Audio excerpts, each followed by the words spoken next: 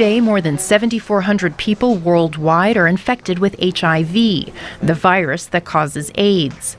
Globally, 33 million people are living with the virus, two-thirds of them in sub-Saharan Africa. But Michel Sidibe, the head of UN AIDS, says there has been significant progress in the fight against this epidemic. For the first time, we have a reduction in the new infection by 25% in the 22 most affected and infected countries in Africa. That is important because it's not just reducing the number of new infections, it will reduce the cost of treatment because the queue for treatment will be reduced. Some of the countries with the largest epidemics, including South Africa, Zimbabwe, and Nigeria, are leading the drop in infection rates. The UN AIDS chief says it shows that prevention is working across all levels of society. Michel Kazatchkine, the executive director of the Global Fund to Fight AIDS, Tuberculosis, and Malaria, says continued progress will take substantial financial commitments from the international community. It will take resources, and that's a very difficult issue these days, given the crisis, given the budget constraints for donors.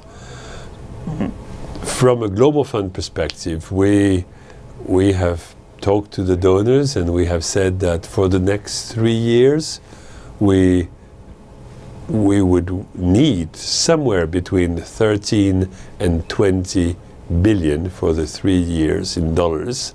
Kazatchkine acknowledges this is a lot of money in a time of austerity, but he says it is an investment that will save millions of lives.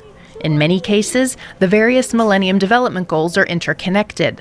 For example, progress in fighting malaria, which kills one child somewhere in the world every 45 seconds, can also lead to progress toward goal number 4, reducing child mortality. There is a similar connection between combating HIV/AIDS and improving maternal mortality, which is goal number 5. Michel Kazatchkine explains.